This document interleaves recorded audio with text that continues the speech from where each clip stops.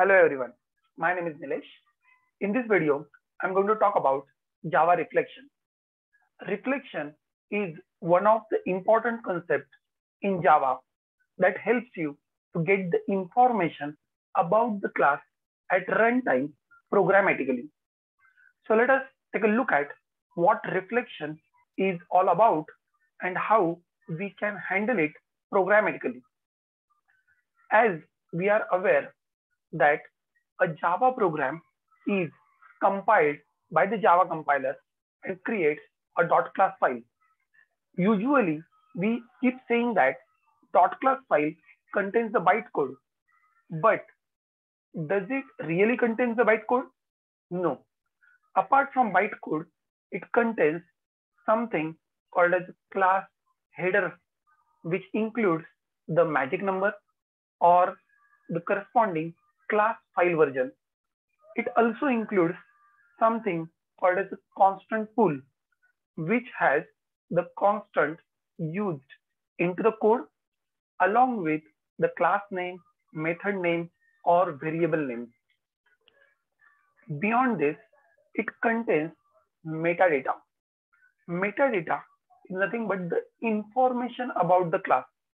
This information includes name of the class, name of the superclass, name of the super interfaces. It also includes the fields, methods, their parameters, and the access flags for the methods, parameters, or even for the class. All this information can be examined using a built-in Java tool that is called a JavaP. If JDK is already installed on your system, you can always access it. Let me just quickly show you. You can open a command prompt, and onto the command prompt, you can use JavaP command. You can specify name of any of the Java class, and you should be able to see details about the Java class over here. If you want more details, you can use a flag verbose over here. And now you see the complete details, including the bytecode of these individual methods. Oh, great. This much information is available. But can we access this information programmatically? Answer is yes. And this can be done using reflection technique. Each and every class that is loaded into JVM, the information, metadata about that class is kept in java.lang.class object. And every class is associated with its java.lang.class object. All this metadata like class name or superclass or super interfaces or methods or fields, everything, all information can be accessed by using the respective methods. But how I can access the java.lang.class object associated with any class or with any object? Well, there are three different ways we can do it depending on your scenario. Suppose you are getting the class name from the user or from an XML file or from some properties file in form of a string. You want to load that class dynamically into the JVM and want to get the information about that class. This can be done by using class static method for name. You pass the name of the class as a string and it will return you the corresponding class object. If the class is already part of your project, then you can quickly use class name dot class. This dot class looks like a static member of your class and it is applicable for any of the predefined class or any of the user defined class. And you can use that class object to get the metadata. But what if you do not have direct access to the class, but you have object of that class and you want to know the information about the class of which this object is? For this, we have one method in java.lang.object class. The method is getClass. Obviously, now this method is available on every Java object. You can make a call to the getClass method and it returns you the class object associated with that.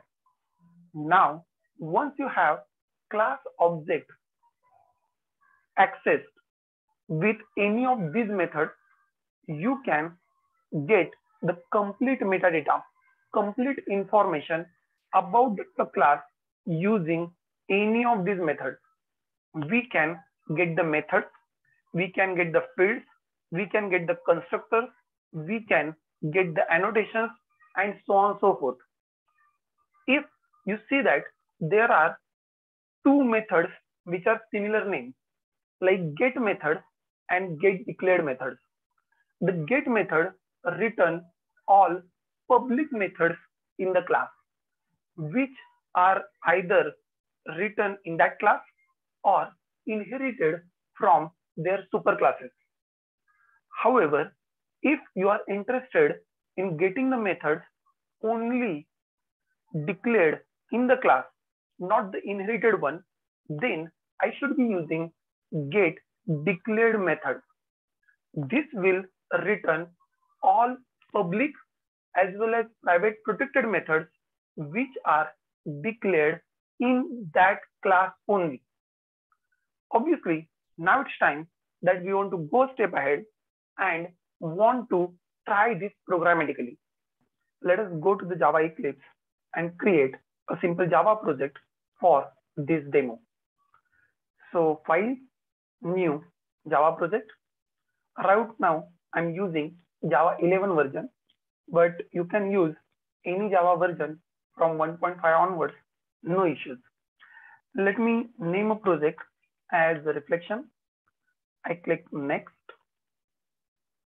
and finish. Now I want to create a main class into this.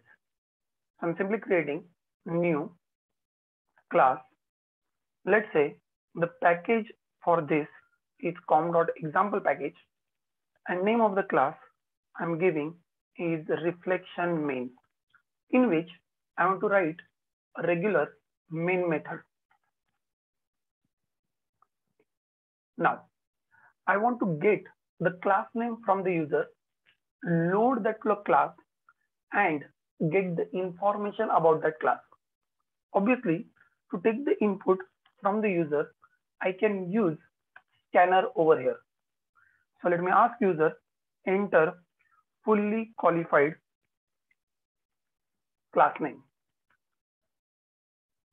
I can create the scanner object.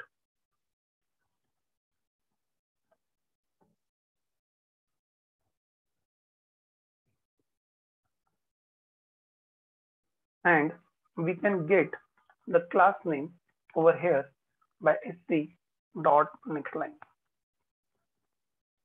Now, at the end, you can close the scanner object. Now, once I got the class name as a string, I want to load that class and get the java.lang.class object associated with that class.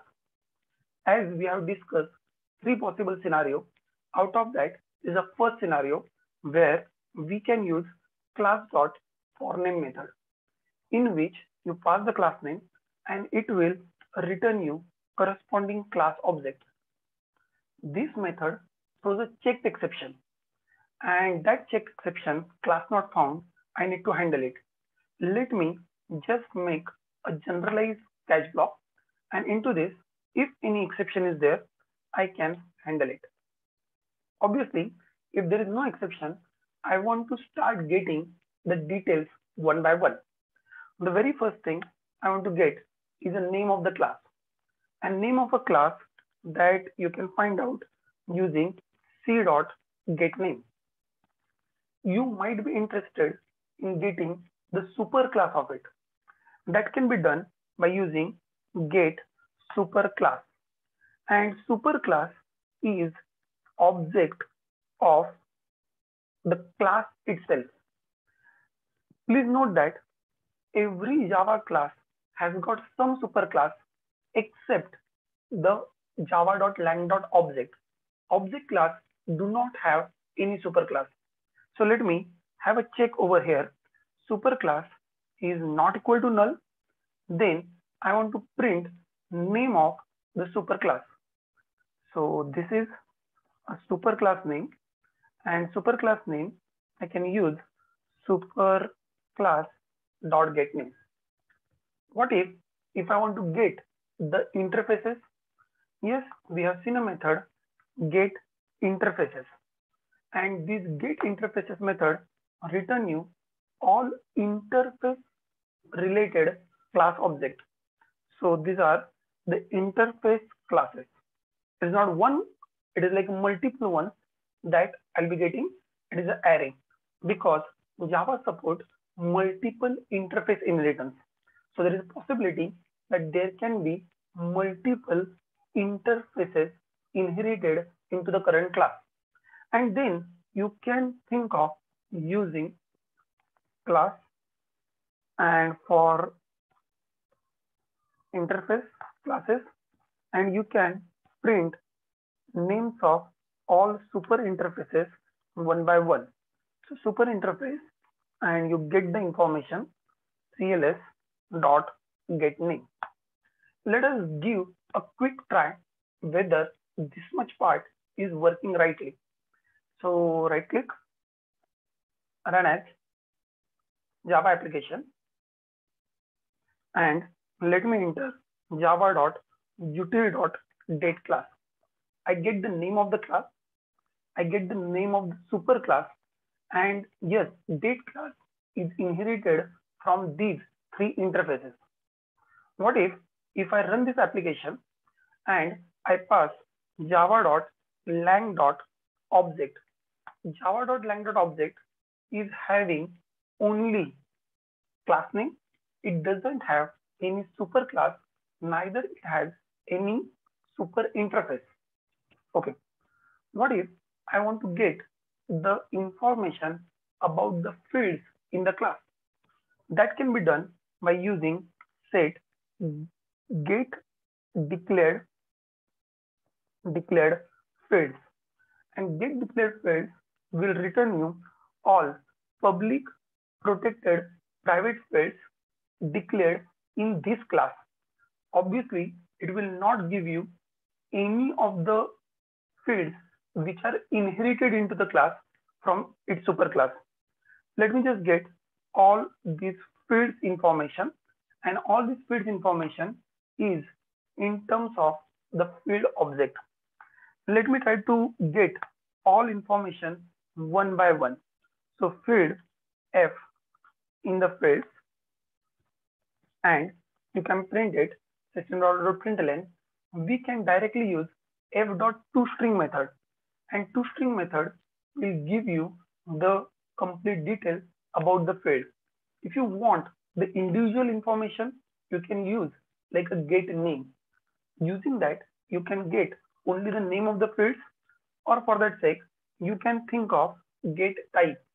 You can get the type, or you can write get annotations, the annotations declared on the top of that field. You can get all this information one by one. Right now, I'll use simply the toString method, and I'll try to get the details over here.